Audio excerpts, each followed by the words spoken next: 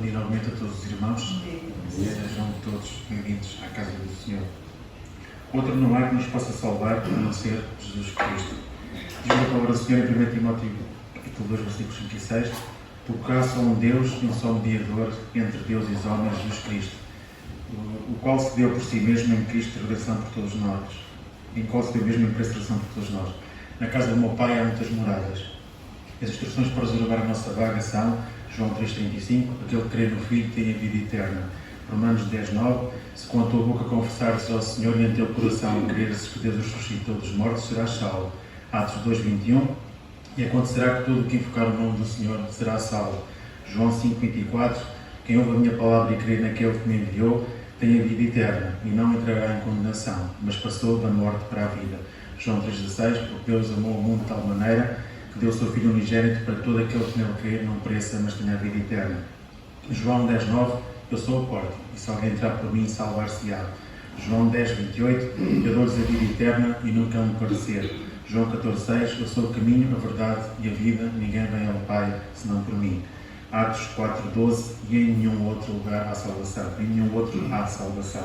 Vamos dar início ao nosso culto então domingo 123, por favor, e vamos fazê-lo de pé aos favor.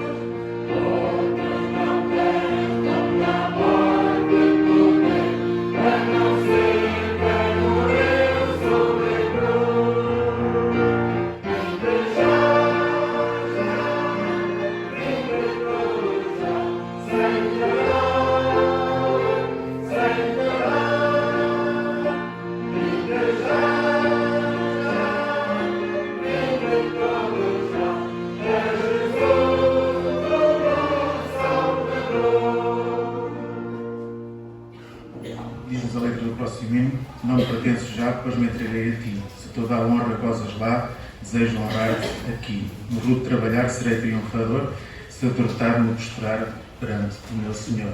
Cativa-me, Senhor, é o hino conjuntuado de vida, número 378.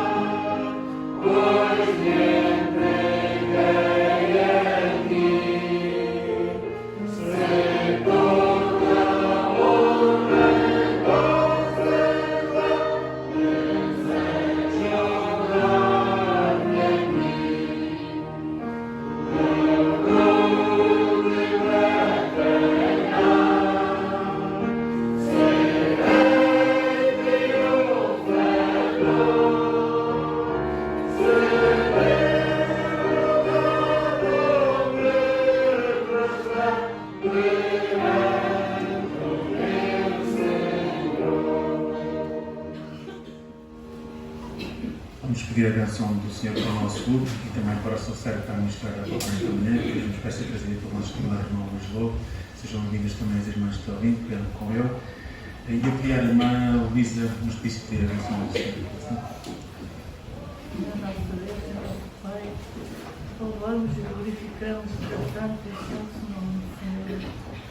Só tu és digno, ó Senhor Salvador.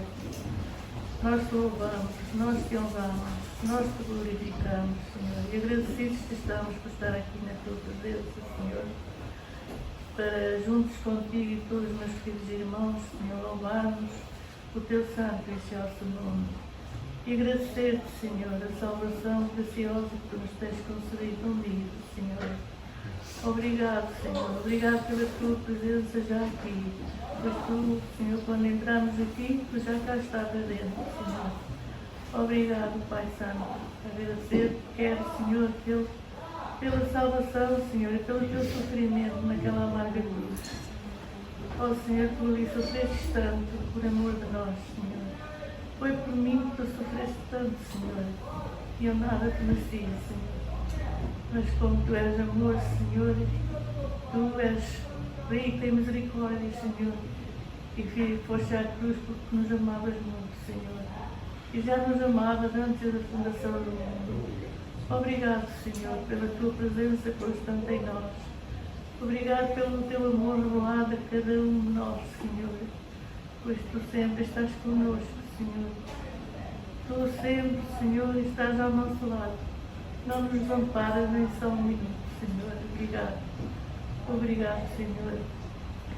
Tenho tanta coisa para te dizer, Senhor. Agradecer-te, estou por tudo, quanto tens feito por mim, por aquilo que já fizeste, Senhor, por aquilo que ainda vais fazer, Senhor. Obrigado por tudo. Obrigado também pelos meus queridos irmãos que estão aqui presentes. Senhor, sei com eles e com aqueles que não podem estar aqui, Senhor. Vai abençoá-los de igual modo, Senhor. Abençoa ricamente. Fala aos teus corações, Senhor.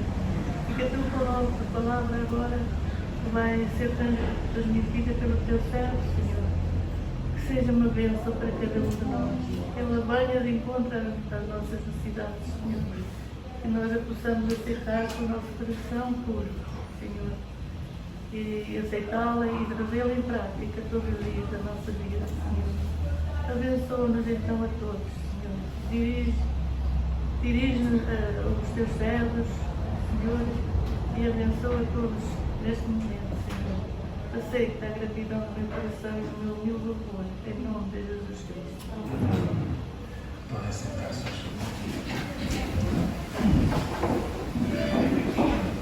E anúncios, temos somente os pedidos habituais de oração, os irmãos não se esqueçam de orar por eles, não podemos esquecer que Deus não está no todo. Vamos agora ter uma participação, para se quer, só de efetuar.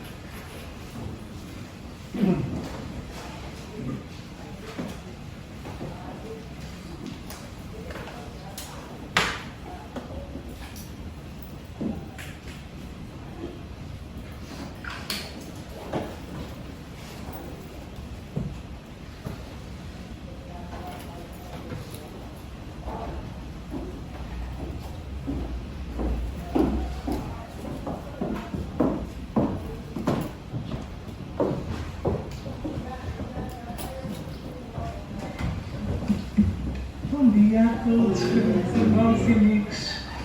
É um prazer estarmos na casa do Senhor e poder louvá-lo e agradecer-lhe também aquilo que Ele tem feito nas nossas vidas. O Samuel já me tinha convidado no mês passado, mas eu não estava, dei uma semana de férias e voltou-me a convidar agora. E eu fiquei um pouco indecisa sobre o tema que deveria trazer. Mas na semana passada o nosso irmão Marinho falou sobre a obediência. Falou várias coisas, mas eu fiquei com a importância da obediência. E nesse sentido revisitei um livro que já li há muitos anos, é um livro do Rubén Amarense, que foi escrito no fim do milénio passado, mas que continua muito atual. Este livro é uma reflexão sobre a identidade da Igreja no virar do milénio. E eu acho que ele agora os desafios ainda são maiores. Então eu convidava os irmãos a lermos Deuteronômio 6, o capítulo 6 de Deuteronômio. E eu peço desculpa se algumas palavras não saírem bem, mas eu tenho um dente aqui provisório terrível e vou fazer o meu melhor. Deuteronômio 6, versículo 1, diz assim: Estes, pois, são os mandamentos, os estatutos e os juízos que mandou o Senhor vosso Deus para ensinar-vos, para que os cumprisseis na terra que passais a possuir. Para que temas ao Senhor teu Deus e guardes todos os seus estatutos e mandamentos que eu te ordenei, tu e teu filho e o filho de teu filho, todos os dias da tua vida, e que teus dias sejam prolongados. Ouve, pois, ó Israel, e atenta em os guardares, para que bem te suceda e muito te multipliques, como te disse o Senhor Deus de teus pais, na terra que mana leite e mel. Ouve, Israel, o Senhor vosso Deus é o único Senhor. Amarás, pois, o Senhor teu Deus de todo o teu coração, e de toda a tua alma, e de todas as tuas forças. E estas palavras que hoje te ordeno estarão no teu coração, e as ensinarás a teus filhos, e delas falarás assentados em tua casa, e andando pelo caminho, e deitando-te e levantando-te. Também as atarás por sinal na tua mão, e te serão por frontais entre os teus olhos, e as escreverás nos umbrais da tua casa e nas tuas portas. Quando, pois, o Senhor teu Deus te introduzir na terra que jurou a teus pais, Abraão, Isaque e Jacó, que te daria, com grandes e boas cidades que tu não edificaste, e casas cheias de todo o bem que tu não encheste, e poços cavados que tu não cavaste, vinhas e olivais que tu não plantaste, e comeres e te fartares, guarda-te, que não te esqueças do Senhor que te tirou da terra do Egito, da casa da servidão. O Senhor teu Deus temerás e a Ele servirás, e pelo seu nome jurarás. Não seguireis outros deuses, dos deuses dos povos que houver ao redor de vós. Porque o Senhor teu Deus é um Deus zeloso no meio de ti, para que a ira do Senhor teu Deus se não acenda contra ti e te destrua de sobre a face da terra. Não tentareis o Senhor vosso Deus como tentaste em Massá. Diligentemente guardareis os mandamentos do Senhor vosso Deus, como também os seus testemunhos, os seus estatutos que te tem mandado.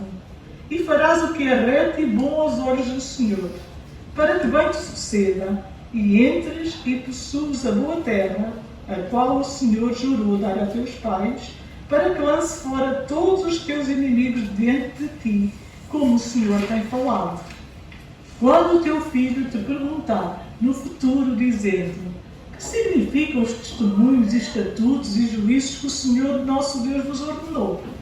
Então dirás a teu filho: éramos servos de Faraó no Egito, porém o Senhor com mão forte nos tirou do Egito.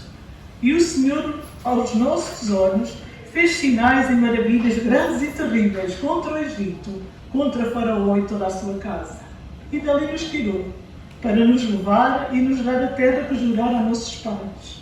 E o Senhor nos ordenou que cumpríssemos todos estes estatutos, que temêssemos ao Senhor nosso Deus para o nosso perpétuo bem, para nos guardar em vida como no dia de hoje.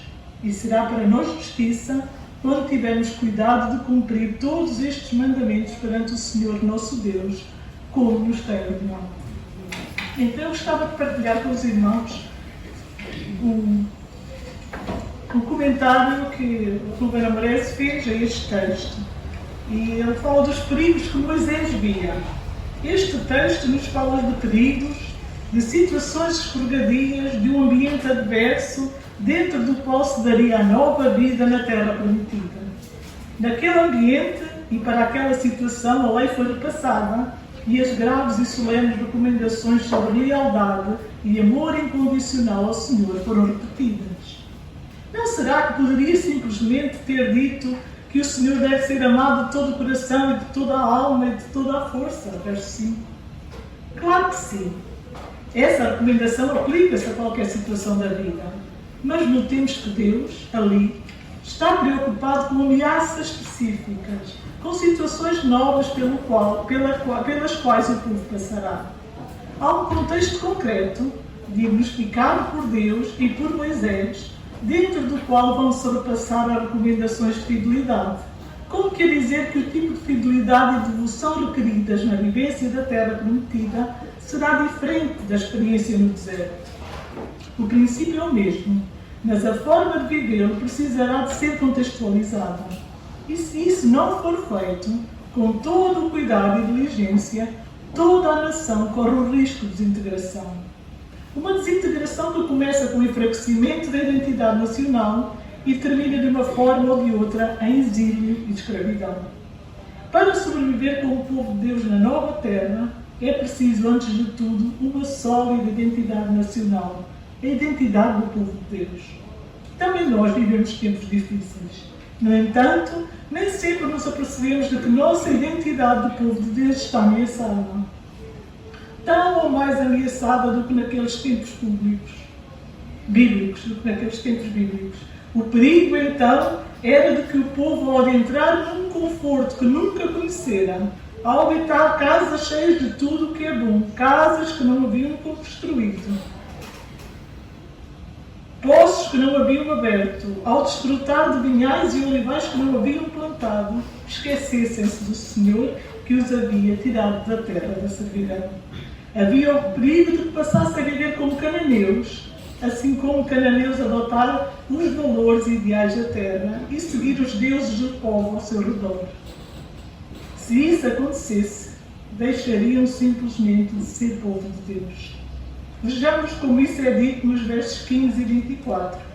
Para que a ira do Senhor teu Deus te não acenda contra ti e te destrua sobre a face da terra, e temêssemos o Senhor nosso Deus, para o nosso perpétuo bem, para nos guardar em vida, como tem feito até hoje. Notemos a força extraordinária do texto. Fala de destruição física, de vida e morte. E é nesse momento de crise, caracterizado pela convivência do desafio e da oportunidade, que o povo tem de retomar suas crenças, afirmar sua identidade e fazer as opções corretas. Como se compreenderiam aquelas mesmas recomendações destinadas à Igreja de hoje? Qual é o grande desafio deste milénio? Em que sentido o povo de Deus está sendo ameaçado de desintegração? Ou será exagero despropositado pensar em ameaça de exílio e escravidão para os dias de hoje?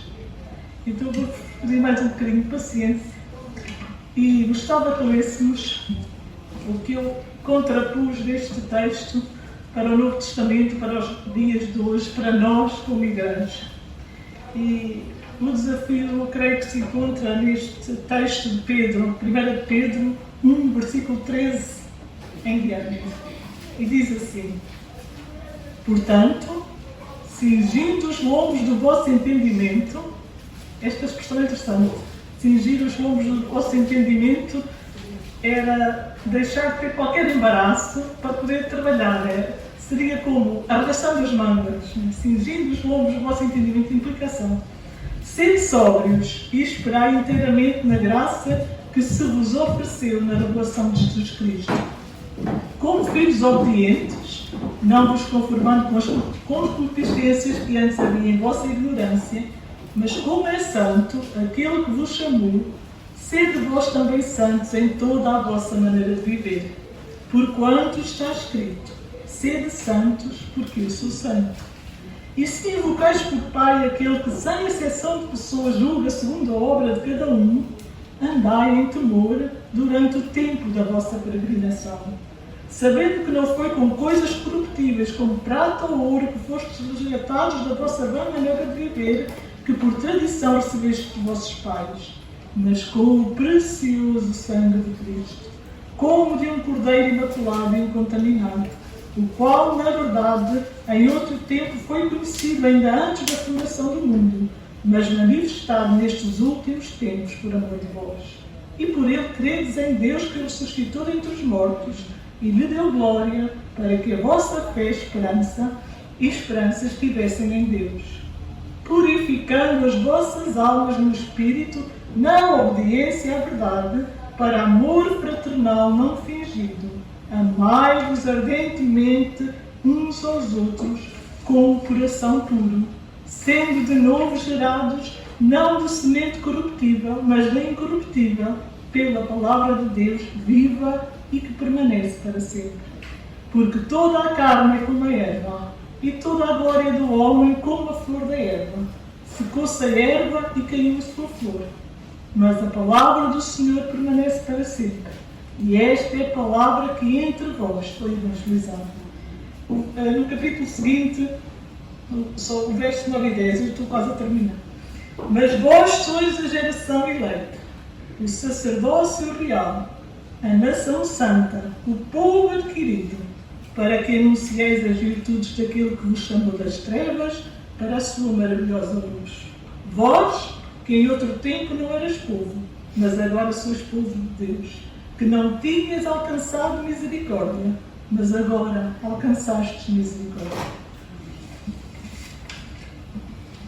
Voltemos ao verso 20 de Deuteronômio 6, quando teu filho te perguntar dizendo: que significam os testemunhos, os estatutos e juízos que o Senhor teu Deus nos ordenou?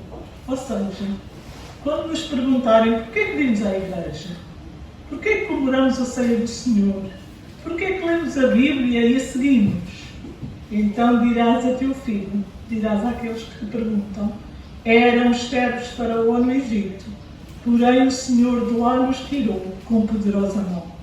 Vivíamos assim, na antiga vida, quando estávamos largados à própria sorte. Era assim a nossa vida no mundo. Estávamos perdidos, confusos, rebeldes, escravizados por homens e ideias. Andávamos segundo a inclinação da nossa carne, fazendo a vontade da carne e dos pensamentos. Éramos atrevidos e arrogantes, éramos por natureza filhos da ira. Mas agora não somos mais escravos. O Senhor encontrou-nos e nos resgatou. Agora temos história, temos nome, temos identidade de povo, povo de Deus. Não éramos povo, mas agora somos povo. Não tínhamos alcançado misericórdia, mas agora alcançamos misericórdia. Somos geração eleita, sacerdócio real, nação santa, povo adquirido. Saímos do Egito e para lá não queremos voltar.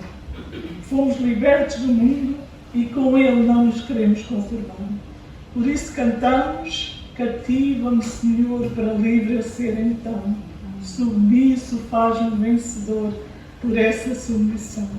Nos braços teus de amor, grilhões encontrarei, e desarmado Salvador, vitória vos darei. Eu agradeço porque este hino não estava previsto e ensaiaram porque eu pedi. Cativa-me, Senhor. Liberdade para ser servos, libertos para servir ao Senhor. Que Ele nos ajude.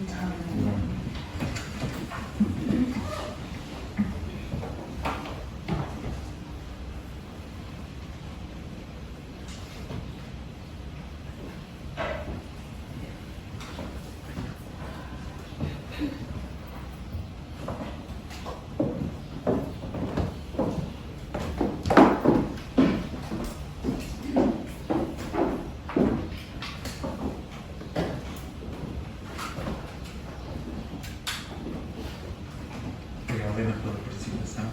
Ainda antes de escutarmos a palavra do Senhor, vamos cantar o hino número 122. Vamos aproveitar para levantar as nossas ofertas para a obra do Senhor.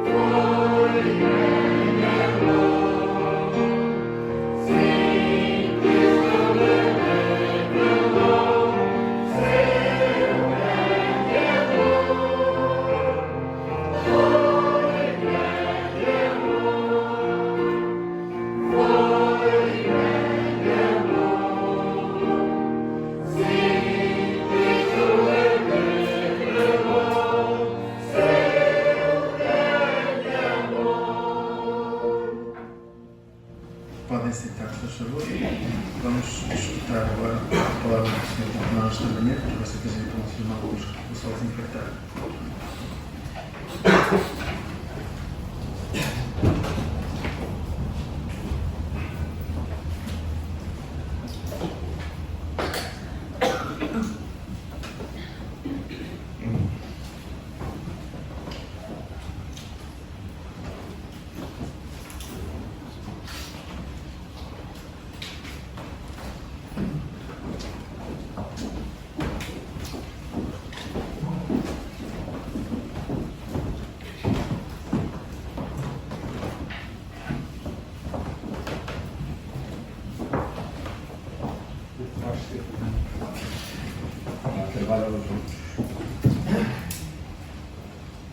Saudações a todos os irmãos. É um prazer estar aqui e ver alguns de vós que já não vi há algum tempo. O Léo está a dizer que eu posso ter. Já não vi há algum tempo e já vejo alguns de cabelos mais brancos, como o meu também. E realmente é um prazer estar convosco. Quem dormiu bem esta noite? Parece que poucos, se calhar foram como eu, que acordei à 1h20 da manhã e eram 4 horas sem eu voltar a dormir. Também? Já não somos. Bem, mas isto aconteceu-me na noite de 24 para 25 de junho. Aconteceu a mesma coisa. E de noite eu fiquei a pensar, porque hoje vem tudo ter a nossa casa. Coisas que era quase impossível nós sabermos, dadas as distâncias, norte, sul, centro, mas hoje vem tudo ter a nossa casa. E a gente vê aquilo que acontece nas igrejas, entre os irmãos, etc., para não falar de outras coisas. Agora estamos a falar de igreja. E eu fiquei a pensar na situação da igreja atualmente. A Helena já deu uma boa introdução. Fiquei a pensar na situação da igreja e, ao mesmo tempo,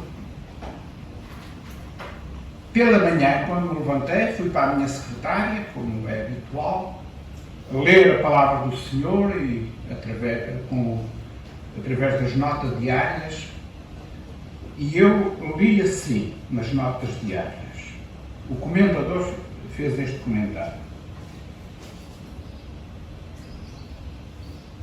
Vou ler do princípio. Joel termina a sua profecia com uma palavra de esperança sobre o futuro, apesar de terríveis provações pelas quais o povo de Deus teria de passar para ser purificado. Deus completará o trabalho e abençoará o povo para sempre.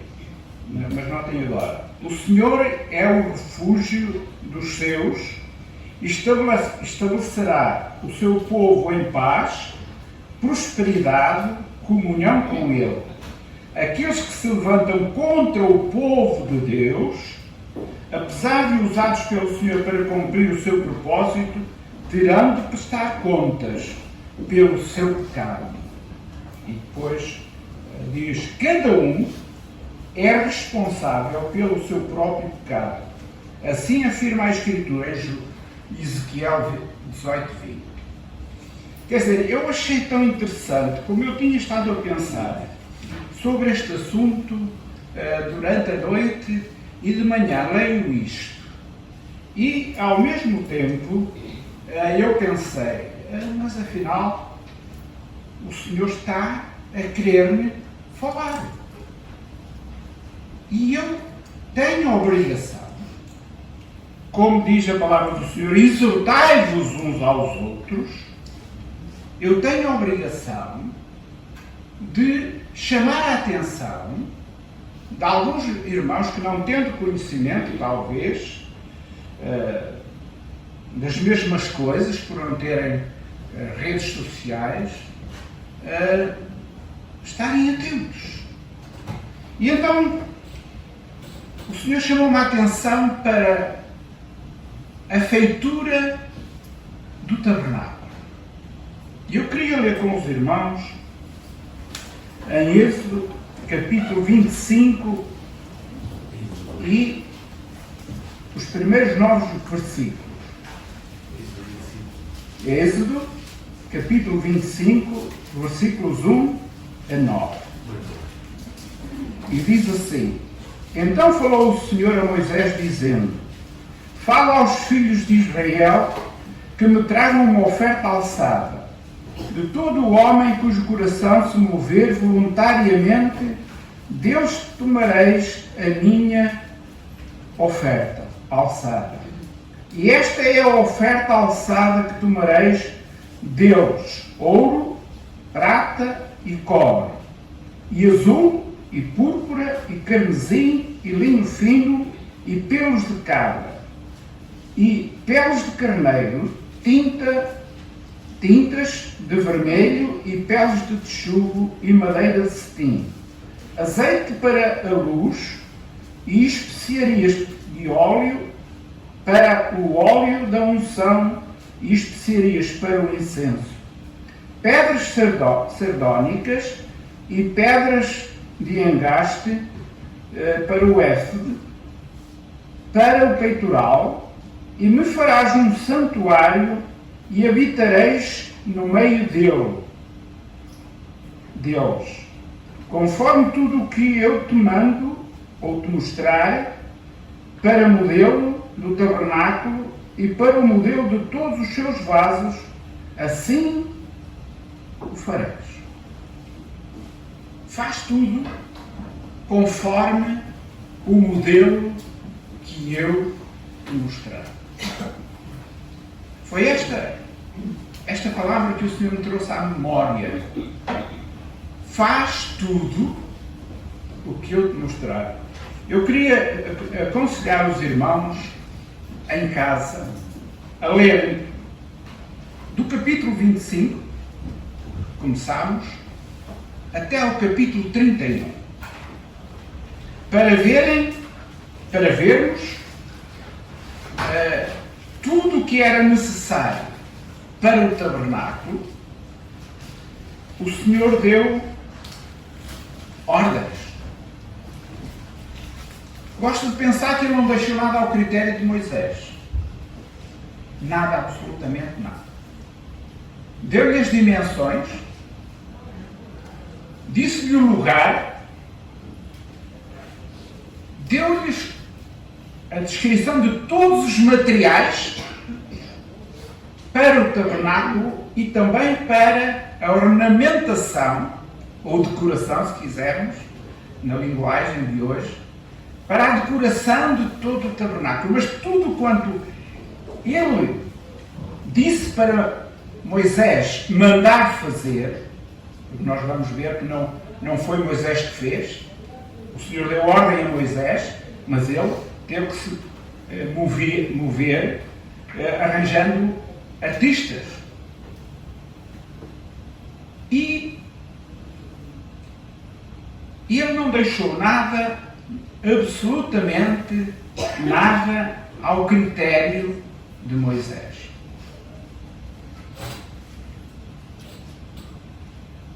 Reparem, até os pregos, se nós lermos, e nós não vamos ler porque o tempo é pouco, eu poderei demorar muito, até os pregos lhe disse de que material deviam ser feitos para o tabernáculo, para pregar, para fixar as coisas no tabernáculo.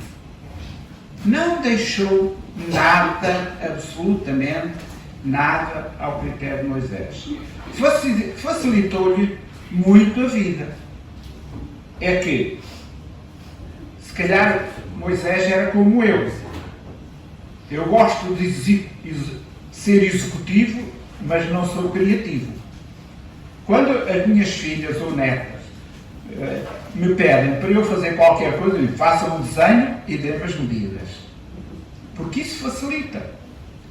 Facilita. Porque eu poderia fazer umas dimensões maiores, ou etc. E aquilo facilita. Moisés teve a vida facilitada porque o Senhor não deixou nada ao seu próprio critério. Disse-lhe tudo quanto era necessário fazer. E até disse quem o devia fazer. E preparou um homem para executar todas as obras de artífice. Vamos ler capítulo 31, versículo 1 a 5.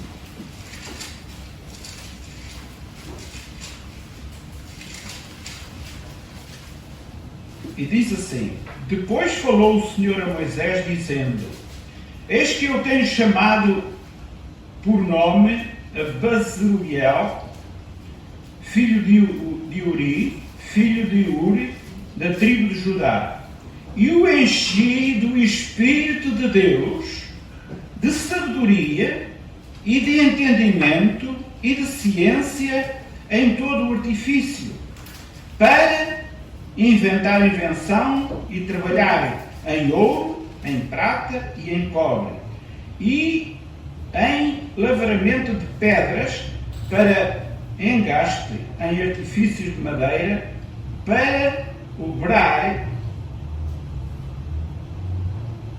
em tudo, em todo o labor. Desculpem que as minhas cataratas já me fazem às vezes falhar. Ele nomeou um homem, disse a Moisés, chama Bezaleel. E o que é que o Senhor fez? Encheu do Espírito de Deus,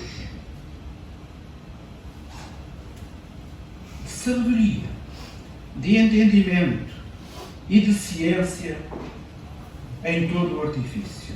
Encheu do Espírito de Deus para fazer tudo conforme aquilo que Deus queria.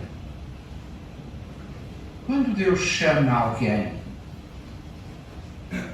nós precisamos que Ele nos encha do seu Espírito para fazermos tudo certo, conforme Deus quer.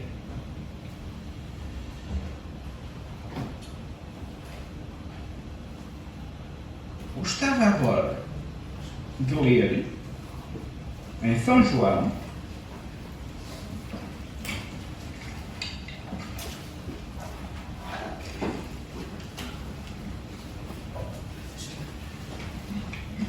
capítulo 4, versículo 34. São João, capítulo 4, versículo 34.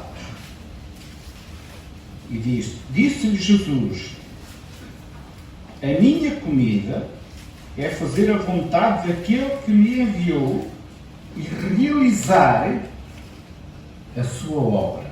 Capítulo 5, versículo 30. Eu não posso, por mim mesmo, fazer alguma coisa. Como ouço, assim julgo. E o meu juízo é justo, porque eu não busco a minha vontade, mas a vontade do Pai que me enviou. Capítulo 6, versículo 38. Porque eu desci do céu não para fazer a minha vontade, mas a vontade daquele que me enviou. E por último, capítulo 7, versículos 16 e 17. Jesus lhe respondeu e disse: a minha doutrina não é minha, mas daquele que me enviou. Se alguém quiser fazer a vontade dele, pela mesma doutrina, conhecerá que ela é de Deus, ou se falo de mim mesmo. A ordem a Moisés era que ele fizesse tudo conforme o modelo. Tinha as diretrizes completas, dimensões, materiais, artistas, para fazer tudo conforme o modelo. Alterar o modelo seria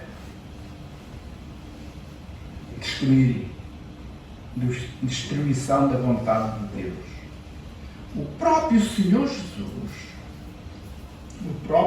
Jesus, como nós temos acabado de ler, diz que veio para fazer a vontade do Pai e falar tudo o que era da vontade do Pai. Ele não quis fazer nada que não fosse de acordo com o Pai. E a Igreja, hoje, está a seguir o modelo? Sabem, eu tenho a ideia que sou popular.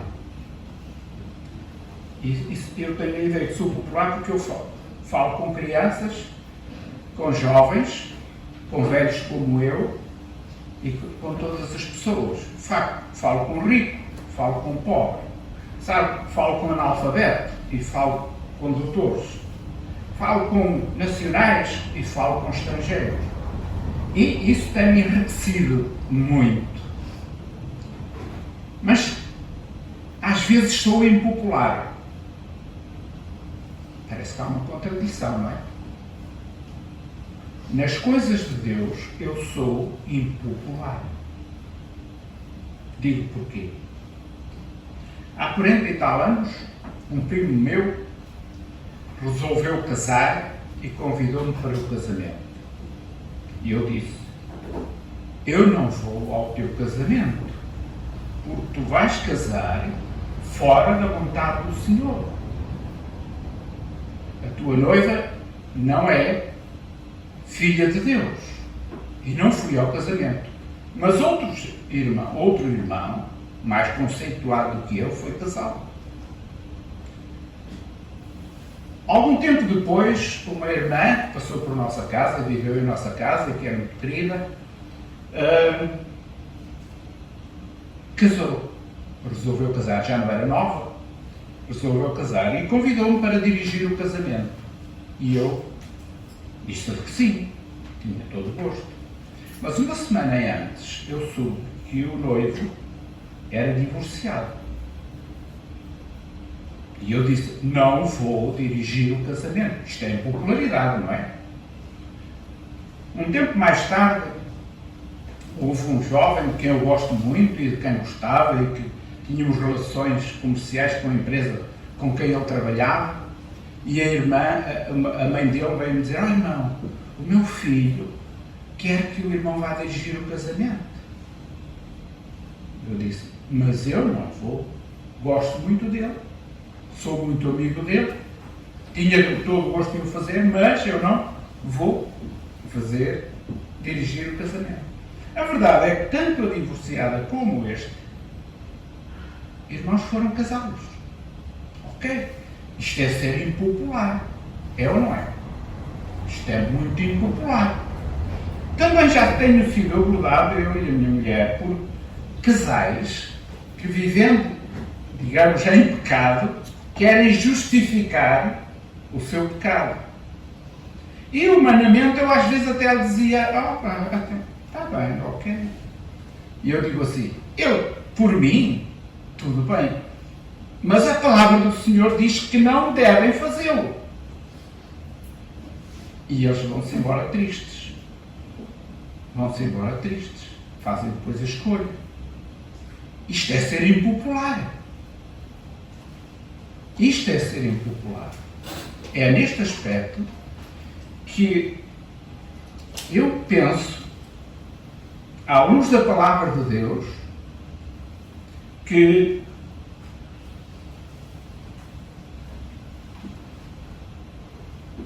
tem que ser assim. Eu agora queria dividir o resto do tempo, e ele passa, em duas partes. Falar primeiro para as irmãs e depois para os irmãos. Então, eu queria citar a importância da fé e do serviço das mulheres de Deus. Claro, poderíamos, se começássemos por Sara, por Miriam, por Ruth, por Esther, etc., mas não vamos. Vamos só ver no Novo Testamento algumas passagens, e não vamos ler, eu vou citar, as irmãs conhecem, penso que todos conhecem a passagem, e que fala de algumas mulheres de Deus e a importância da sua fé e do seu temor ao Senhor e da sua confiança no Senhor. Nós temos, por exemplo, Mateus 9, fala-nos de uma mulher que tinha um fluxo de sangue, uma hemorragia, há muitos anos, tinha gasto tudo quanto tinha com os médicos e com os enfermeiros, mas ninguém a curou. E ela tinha ouvido falar de Jesus e ela rompeu por entre uma multidão, eu não sei de que maneira, se de gatas, se de joelhos, se afastar, não sei, mas ela chegou a Jesus porque sabia que se tocasse na orla do seu vestido, ela seria curada. Sabem o que é que aconteceu? Diz, o fluxo ou a hemorragia parou e o Senhor disse, a tua fé te salvou. Duas coisas. O Senhor faz sempre mais do que aquilo que nós pensamos. Curou-a e salvou-a. Vejam como o Senhor foi misericordioso para com esta mulher. Temos também, em Mateus 15, uma mulher cananeia, uma mulher cananeia que foi ter com o Senhor e que fez uma confissão da confiança que tinha no Senhor. E o que é que o Senhor lhe disse? Grande é a tua fé e vai para a tua casa, que a tua filha que estava à morte vai ficar sã. A fé desta irmã, desta crente, desta filha de Deus, o Senhor honrou-a. Mas isto o Senhor não faz exceção entre as mulheres de há 2000 anos atrás e as mulheres de hoje. Ele não faz exceção. Temos outra mulher, ou outras mulheres, que diz que seguiam a Jesus e o serviam com os seus bens. Estas mulheres queriam dar o que tinham ao Senhor. E com o Senhor as abençoou. Há uma viúva que deu tudo quanto tinha ao Senhor, apenas 2 moedas. Mas era o que ela tinha. Ela não guardou uma para si. Ela deu ao Senhor tudo quanto tinham. Sabem? Ainda hoje, isto é mencionado. Diz que onde este Evangelho for pregado, aquilo que esta mulher fez há de ser anunciado. Como o Senhor honrou a entrega daquela mulher. Temos outra mulher que nos fala que foi aos pés de Jesus, em casa do fariseu, onde ele estava, e levou consigo um vaso de unguento alabastro puro, não era uma coisa qualquer, era o melhor. E muitos, até os discípulos, discordaram de que ela fizesse aquilo, podia vender e dar aos pobres, mas o Senhor honrou-a por aquela atitude. Então, nós vimos que esta mulher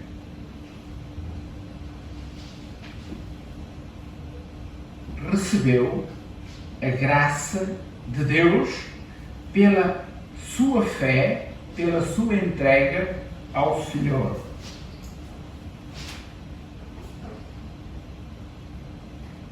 A palavra do Senhor fala-nos de outras mulheres. Fala-nos de Maria Madalena, de Joana, Susana e muitas outras que serviam ao Senhor com os seus bens. Fala-nos de Marta, fala-nos de Maria. Eu estava a pensar esta noite exatamente isto. Se um amigo meu viesse de outro local do país ou do estrangeiro para a minha casa e nós ficássemos a recebê-lo em casa, eu e a minha mulher, porque agora já não temos mais ninguém no núcleo, se ficássemos os dois a recebê-lo e não lhe oferecêssemos nada, ele cansado, já vindo de longe, não lhe oferecêssemos uma refeição, ficássemos os dois ali e viesse ele outra vez, ou nós fôssemos à casa dele, não é? E nos fizessem isso, será que nós desejávamos voltar lá? Ou preferiríamos outro amigo que cuidasse melhor de nós? É natural que nós manifestemos nosso amor e gratidão servindo os outros. E foi o que fez Marta. Foi o que fez Marta. Marta servia ao Senhor com tanta alegria, com tanto zelo, com tanta dedicação, que excedia-se, penso eu, no zelo que tinha para servir ao Senhor, porque ela amava ao Senhor. A palavra do Senhor diz que Maria escolheu a melhor parte, porque ela ficava a ouvir o Senhor. Agora, se as duas ficassem, como é? Ou se os irmãos quiserem ir à minha casa, eu também posso os receber, mas não estou a refeição.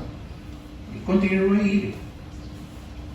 Não, Jesus passava por ali e sempre ia para aquela casa.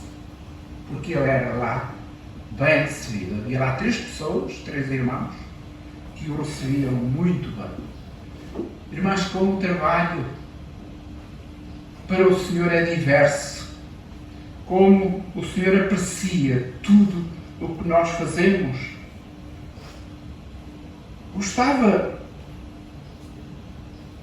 de pensar nas mulheres que foram ao sepulcro no primeiro dia da semana, quando o Senhor Jesus, pensavam elas, ainda estava sepultado, para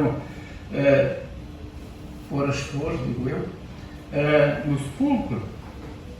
Elas foram melhor primeiro do que os homens.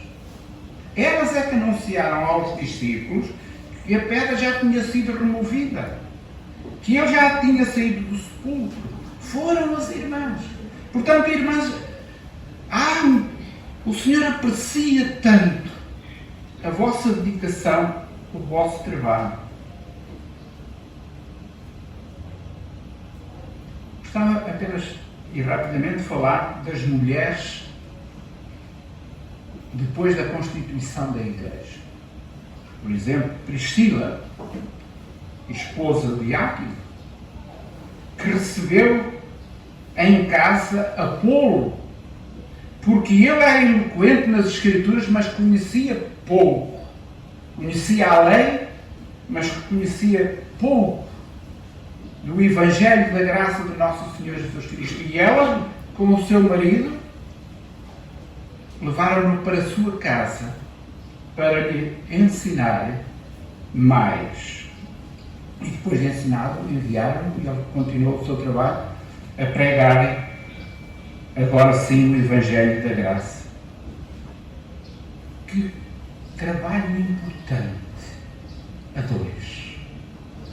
Como nós precisamos de ser dois. Podia falar de outras mulheres, por exemplo, Febe, que tinha a igreja em sua casa, abria a sua casa para se pregar e os irmãos se reunirem em nome do Senhor ali. Podia falar de Maria, de Júnia, Trifena, Trifosa, Pérsida, mãe de Rufo, Júlia, Olímpia, Lídia, etc, etc, etc. Queridas irmãs, estou a dizer isto porquê? Porquê é que eu trago isto aqui à atenção? Porque numa das reuniões na Barrais da Aguieira, do 5 de outubro, da comunhão das igrejas, dos irmãos, há um irmão que vem ter comigo e diz-me assim: nós agora remodelámos o ministério e nomeámos o ancião fulano, e cicrano, e a irmã fulana de tal. Eu disse: o quê? E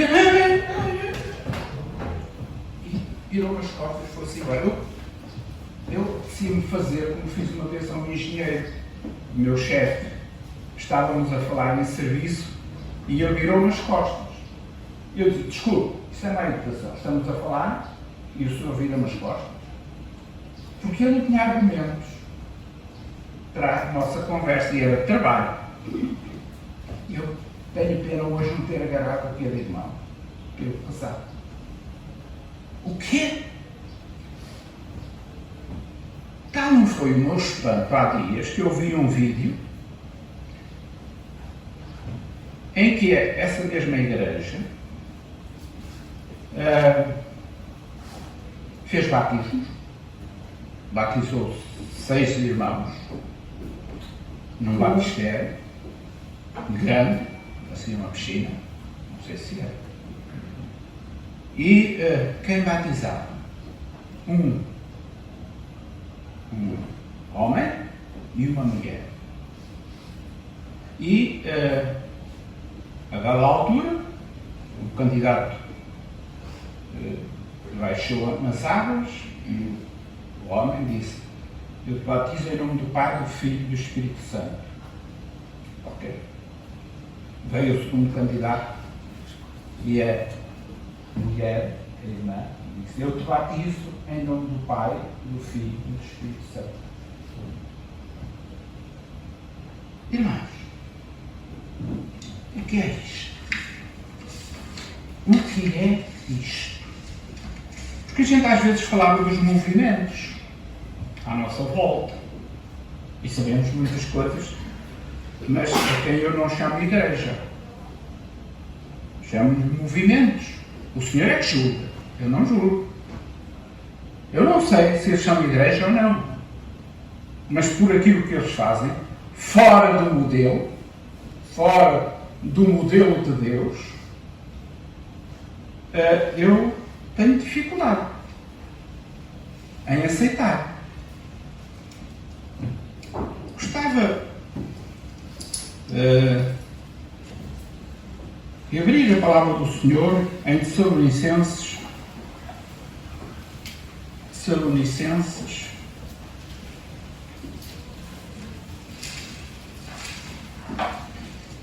capítulo 2, versículos 1 a 3 só.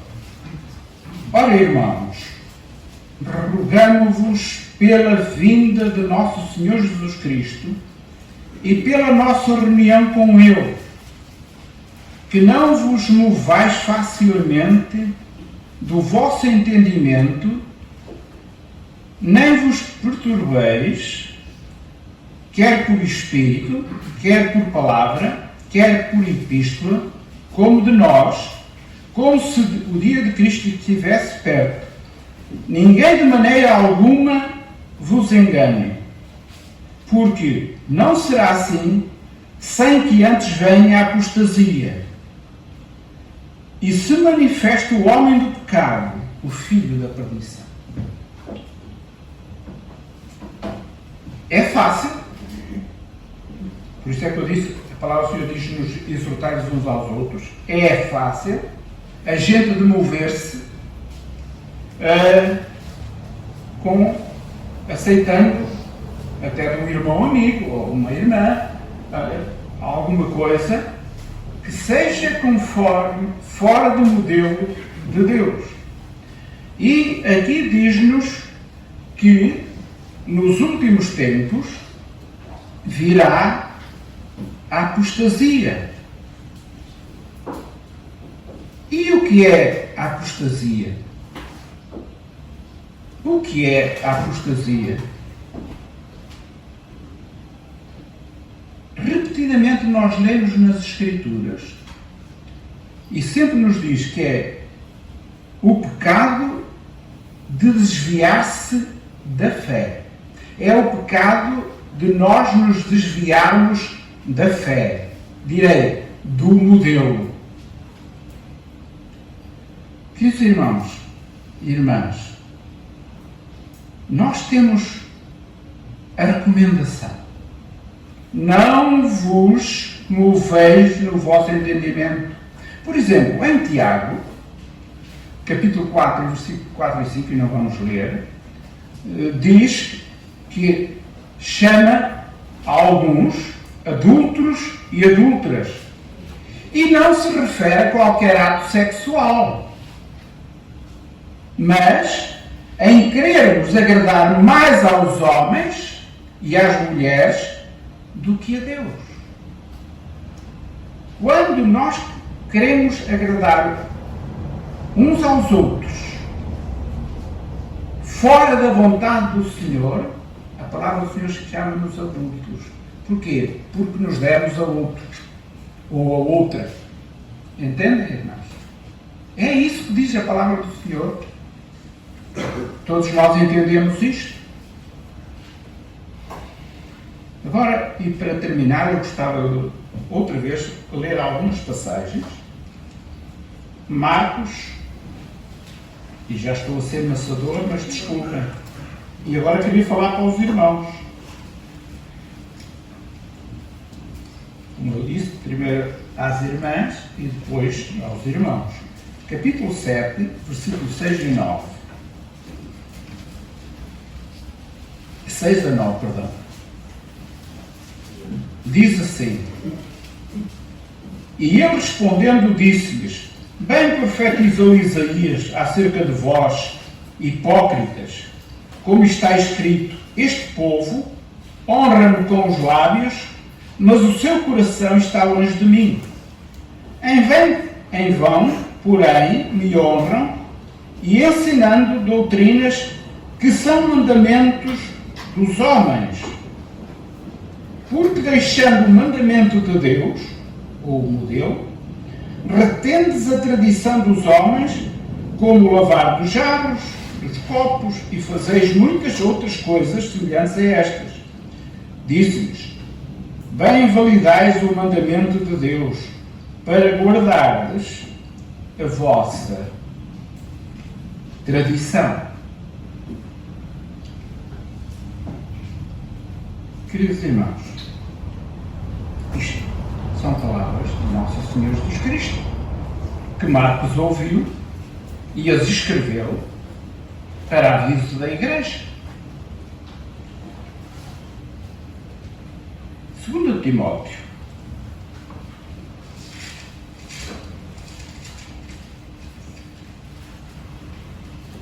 capítulo 4.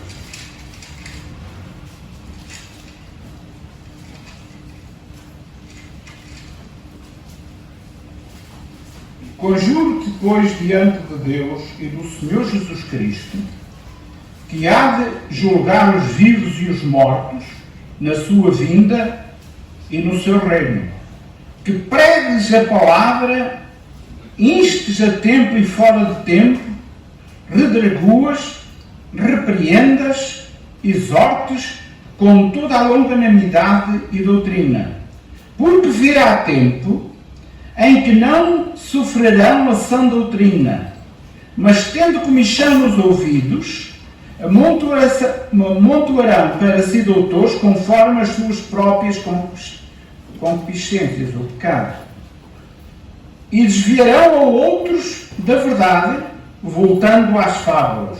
Mas tu, sê sóbrio em tudo, sofre as aflições, faz a obra de um evangelista, cumpre o teu ministério.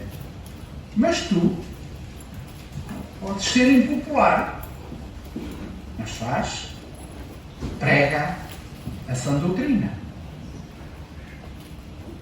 Faz a obra de um evangelista. Segue o modelo.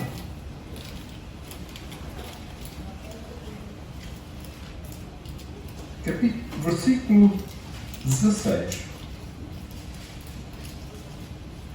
Ninguém me assistiu na minha primeira defesa, antes todos me desampararam. Que isto não lhe seja imputado. Impopularidade. É verdade. Se nós dissermos aquilo que é contra o pecado na igreja, somos desprezados. É verdade.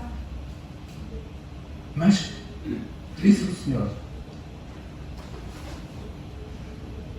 mais importa, não foi o Senhor que disse, foi Paulo, mais importa obedecer a Deus do que aos homens.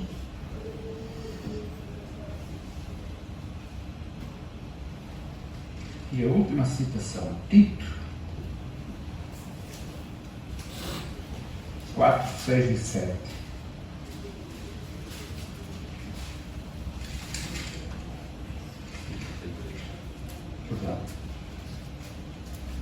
Tito 2, 9 e 10.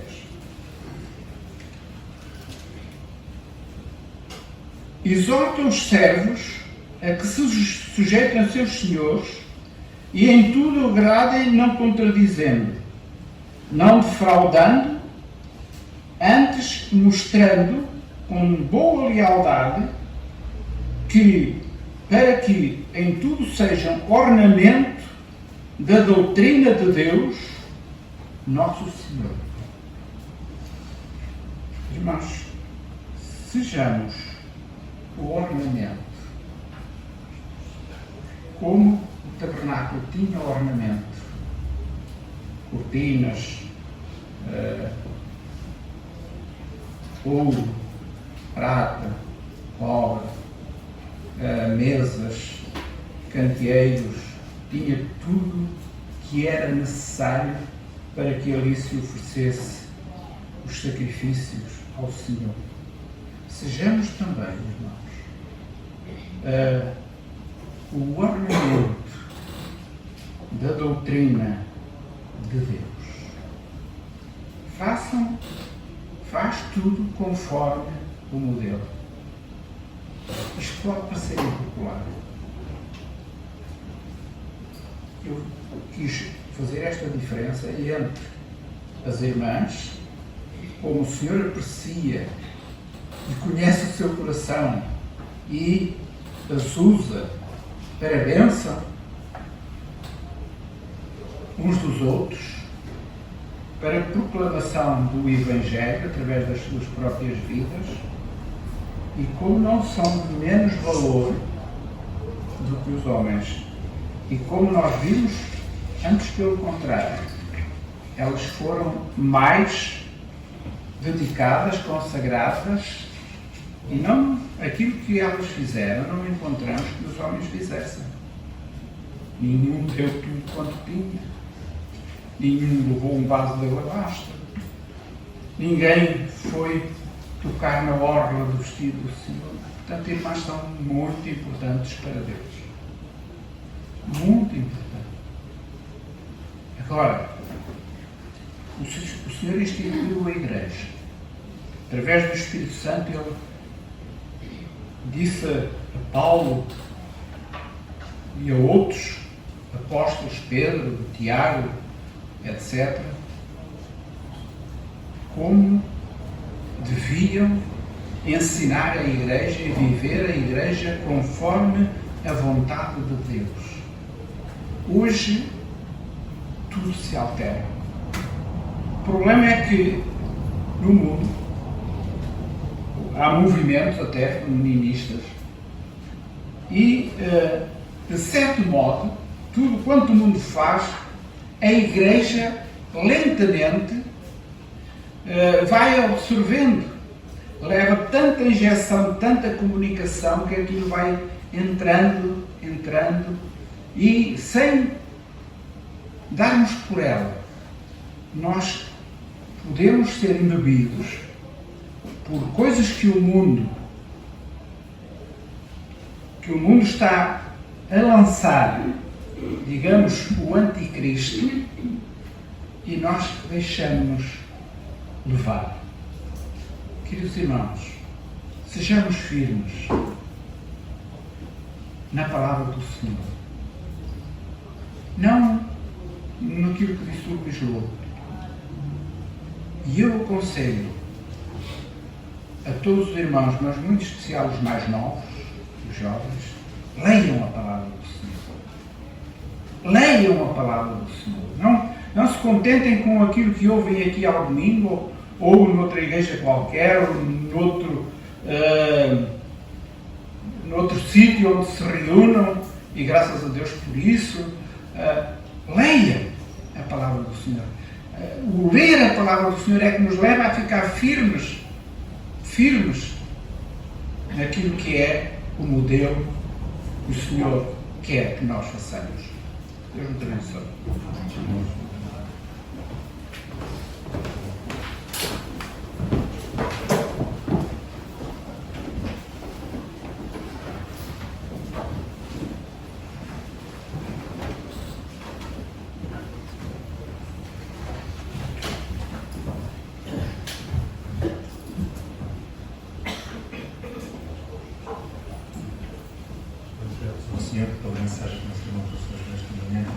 Vamos terminar entrando num corinho que também será muito longo. Você tal é a paz que já me invade na cabeça. Vamos fazer o teste.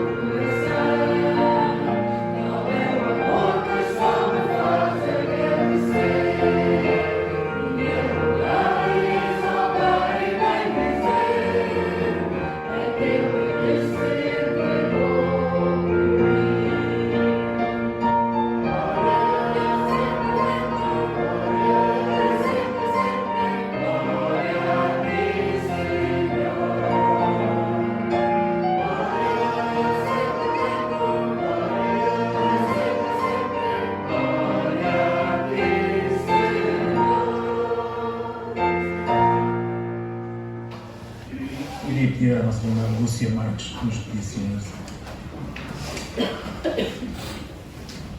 Nosso Deus e nosso Pai, em tudo que sempre estamos, queremos louvar o teu santo e excelso nome. Tu és Deus impossível. Tu és o único Deus verdadeiro. Tu não mudaste, Senhor. Tu és o mesmo. E nós te louvamos nesta manhã. Porque a tua palavra é a mesma. E te louvamos, Senhor, porque nela encontramos, Senhor, Senhor, ensino para a nossa vida espiritual. Deus nos dias em que vivemos, Senhor. Como o mundo quer nos fazer tropeçar, olhando para aquilo que nos rodeia, pensando que até andam a agir bem, Senhor, porque devemos prosperar. Mas quando olhamos para a tua palavra, Senhor, os teus passos são em vão. Julgamos o Senhor pela verdade da tua palavra. Dá-nos entendimento, dá-nos discernimento, Senhor, para compreendermos aquilo que tu nos queres dizer. Ajuda-nos, Senhor, a ser firmes na fé, a memorizar, Senhor, o teu desejo para a nossa vida e dar-nos força pelo poder do teu Espírito Santo, para que possamos guardar a tua palavra, para não ficarmos contra ti. Por amor do teu nome, Senhor, pedimos que nos dês força a cada dia. Tu és, na verdade, aquele Deus santo e puro, e que mereces toda a nossa reverência, Senhor. Tu que nos deste a vida eterna através do teu amado Filho na cruz do Calvário. Ajuda-nos a ser agradecidos, Senhor. Porque só tu mereces ser louvado. Só tu mereces ser louvado, exaltado e glorificado pelas nossas vidas, pelas nossas palavras, pelas nossas ações. Senhor, guarda-nos por amor do teu nome, porque nós somos fracos, muito fracos, Senhor, e precisamos de a cada dia, a cada momento, meditar no teu amor, na tua obra, naquilo que tu nos tens dado e nós não merecemos, e quantas vezes não somos agradecidos, Senhor. Ajuda-nos pelo conhecimento que nos dá e agora podemos recorrer a um Deus vivo, a um Deus poderoso, a um Deus eterno, a um Deus que dá, a um Deus que repreende, a um Deus que ama-se. Louvamos, Senhor. Nos entregamos a ti nesta manhã, para que o teu Espírito Santo possa ter liberdade das nossas vidas, e que nos possamos sentir nada dentro de ti, para que tu possas operar em nós. É isso que nós pedimos e agradecemos com louvor e ações de graças, em nome do teu amado Filho, Senhor. Bom dia.